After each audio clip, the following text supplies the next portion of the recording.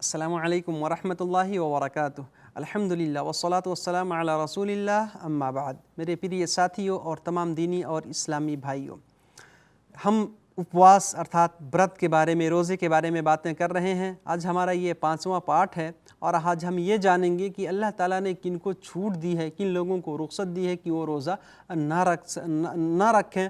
और कुछ लोग ऐसे हैं इसमें जो बाद में क़ज़ा करेंगे और कुछ लोग ऐसे हैं जो फ़िदिया अदा करेंगे, जो फ़िदिया जिनको देना पड़ेगा, यानी रोज़ा किसी अवस्था में माफ़ नहीं है। और साथ में कुछ नफली रोज़ों के बारे में हम बातें सीखेंगे। तो सबसे पहले कैसे लोग जो है रोज़ा ना रखें, तो उसमें सबसे पहले जो बीमार व्यक्ति है, बीमार शख्स, बीमार आदमी बीमार है, दवा खा रहा है और कुछ चीज़ है उसके लिए, और अगर वो रोज़ा रखेगा, दवाई टाइम टाइम से नहीं ले पाएगा और उसका स्वास्थ्य और बिगड़ जाएगा, बीमारी बढ़ने का और ख़तरा है, तो मेरे भाइयों फिर वो रोज़ा ना रखे, बल्कि जो है बाद में उस रोज़े के जितने भी रोज़े उसके छूट गए रमज़ान के, वो क़ज़ा करेगा, बाद में इसको दोबारा रखेगा जितने भी रोज़े छूट गए। अब दूसरे नंबर पे ऐसा बीमार आदमी दीर्घकालीन बीमार है, ऐसी बीमारी उसकी है कि अब उसको स्वस्थ होने की संभावना ही नहीं है, उसको स्वस्थ होने की संभावना बहुत कम है, वो बीमारी से सही हो सकता है, सेहतयाब हो सकता है, ये बहुत कम चांस है।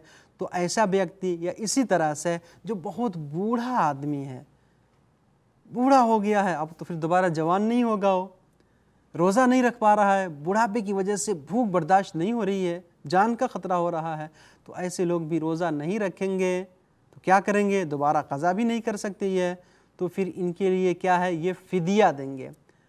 उस रोज़े का कफ़ारा, दंड, जरिमाना क्या है, हर रोज़ा के बदले एक मिस्कीन को, एक निर्धन, एक गरीब आदमी को खाना खिलाएंगे हर रोज़ा के बदला में। जितने भी रोज़े छूटे हैं, चाहे एक ही बार या रोज़ाना एक एक करके, या इस तरह का कोई गल्ला, कुछ भी रुपया पैसा है जोड़ करके जो है वो गल्ला वगैरह, जो मदारिस हैं, मस्जिद मदरसे जहाँ पे यानी सदका और खैरात का माल जो है सर्फ किया जाता है, ख़र्च किया जाता है, वहाँ पर ये दे देंगे, तब अदा हो जाएगा। तीसरे नंबर पे यात्री व्यक्ति जो सफ़र में है, वो भी रोज़ा नहीं रखेगा, अल्लाह ताला ने उसको छूट दी है। अल्लाह ताला ने फरमाया, फ़मन शहिद मिनकुम अश-शहर फलियसुमहु वमन कान मरीज़न औ अला सफ़रिन फ़इद्दतुम मिन अय्यामिन उख़र। जो शख्स रमज़ान के महीना को पाए वो रोज़ा रखे, या जो बीमार है या जो सफ़र में है, यात्रा में है, तो वो दूसरे दिनों में इसकी क़ज़ा करेगा। तो जितने दिन के रोज़े छूट जाएं, वो बाद में सफ़र से लौटने के बाद वो आदमी क़ज़ा करे। लेकिन आजकल तो बहुत सहूलत है, हर तरह की सुविधा हो गई है, तो अगर कोई रोज़ा रख लेता है तो उसका रोज़ा पूर्ण होगा, मुकम्मल होगा। लेकिन उत्तम और अफजल यही है कि अल्लाह ताला ने जब छूट दिया हमको, तो हम बाद में रखें रोज़ा, सफ़र में ना रहें। जो सफ़र, जैसा कि मैंने बताया था कि यात्री व्यक्ति किसको कहते हैं, यानी जो 80 किलोमीटर से ज़्यादा चलें, और यानी जिसको सफ़र माना जाता है, जिसको यात्रा कहा जाता है।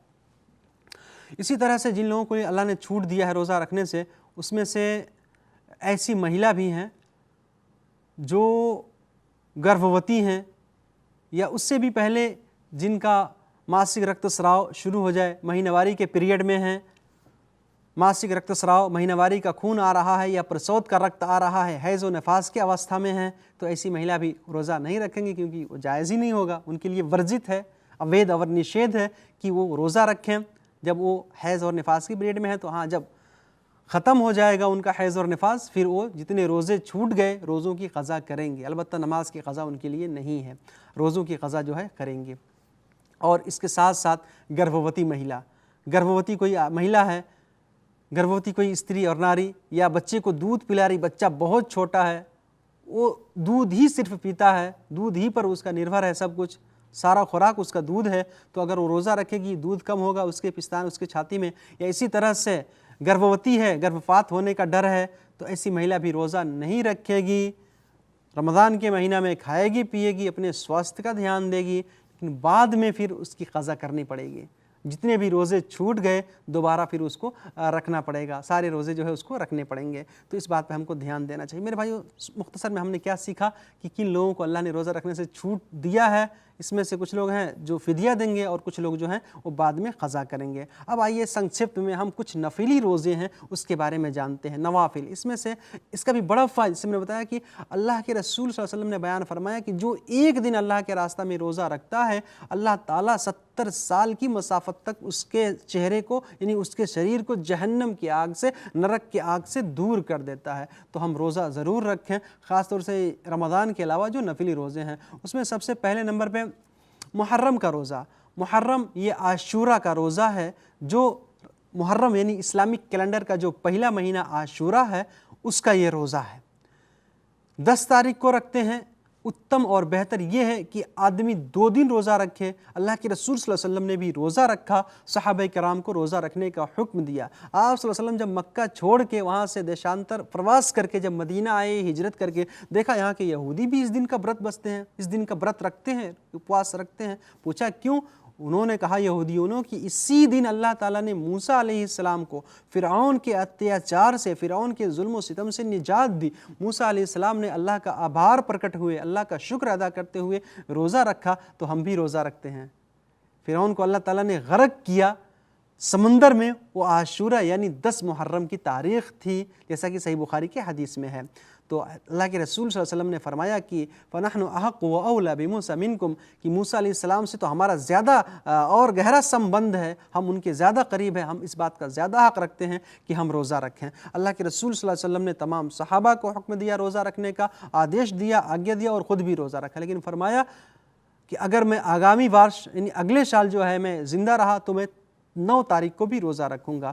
کیوں؟ کیونکہ ہمیں یہ حکم دیا گیا ہے کہ ہم یہودیوں کی مخالفت کریں، ان کے بیپریت کام کریں۔ فرمایا خالف الیہود، یہودیوں کی مخالفت۔ اسی وجہ سے ہم یہودی صرف 10 تاریخ کا روزہ رکھتے ہیں، تو ہم 9 اور 10 یعنی 2 روزے رکھ لیں، ہمارے لیے اتم ہے، یا 9، 10، 11 تینوں دن رکھیں، بڑے اچھے ہیں۔ رمضان کے بعد سب سے افضل روزے، سب سے اتم اور شریشٹھ روزے محرم کے روزے ہیں، خوب روزہ رکھیں۔ فائدہ کیا ہوگا؟ اللہ کے رسول صلی اللہ علیہ وسلم نے بیان فرمایا احتسب علی اللہ ان یکفر السنۃ التی قبلہ، جو عاشورہ کا روزہ رکھتا ہے اللہ تعالیٰ، میں اللہ سے امید رکھتا ہوں، اللہ سے یہ وشواس رکھتا ہوں کہ اللہ تعالیٰ اس کے پچھلے 1 سال کے گناہوں کو معاف فرما دے گا۔ ٹھیک ہے، تو عاشورہ کا روزہ کب ہے؟ محرم مہینے کی 10 تاریخ کو۔ دوسرے نمبر پہ عرفہ کا روزہ۔ عرفہ یہ کون سا روزہ ہے؟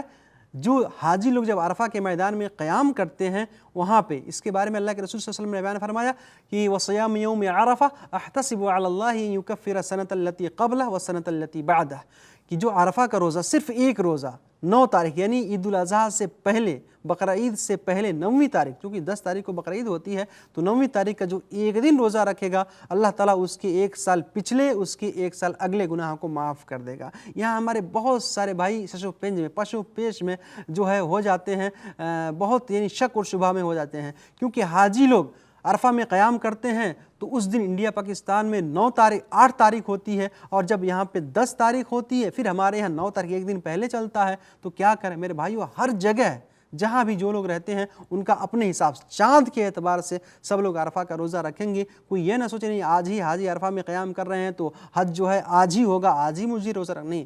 آپ کے ہاں جس دن چاند نکل رہا ہے، جس دن آپ کے ہاں 9 تاریخ ہو رہی ہے، آپ اس دن روزہ رکھیں، شک میں نہ پڑیں، کیونکہ کچھ دیش ایسے بھی ہیں جہاں ایک دن پہلے ہی ان کا عرفہ ہو جاتا ہے، تو وہ کیا کریں گے؟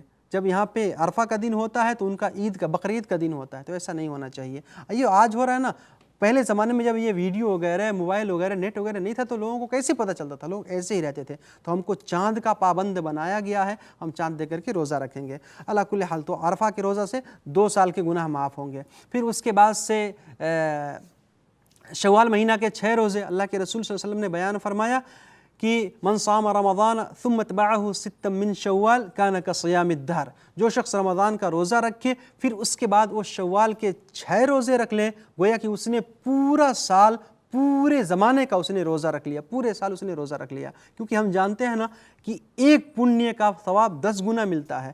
اس اعتبار سے ہم نے 30 دن روزے رکھے، 1 مہینہ کا ہم نے روزہ رکھ لیا، تو 10 کے اعتبار سے 10 مہینے کا پنیہ ہم کو مل گیا۔ 1 مہینہ کا روزہ رکھا، 1 دن کا روزہ رکھیں گے 10 دن کا ملے گا، 1 مہینہ کا رکھیں گے تو 10 مہینے کا پنیہ ہم کو مل گیا۔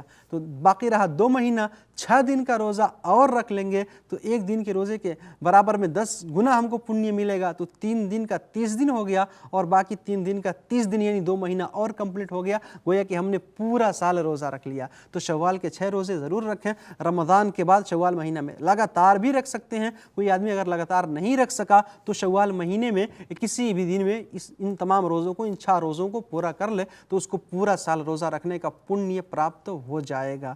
میرے بھائیوں، سنکشپت میں ہم باتیں، اس کے علاوہ جو ہے سوموار کا روزہ، جمعرات کی دن کا روزہ بھی رکھیں، بہت اہم ہے۔ اس کے علاوہ ایام بیض یعنی 13، 14 اور 15 تاریخ کا روزہ عربی کیلنڈر کے حساب سے یہ سب رکھیں، بہت اہم ہے، بہت خاص ہے، یہ سب نفلی روزے ہیں، ضرور رکھیں۔ اللہ تعالی ہم سب کو کہنے سننے زیادہ عمل کرنے کی توفیق عطا فرمائے۔ اللہ تعالیٰ اپنے راستے میں ہم کو روزے رکھنے کی توفیق دے اور ہمارے تمام روزے، نماز، اپواس، برت اور تمام عبادتوں کو سویکار کر کے ہم کو سورگ میں استھان پردان کرے۔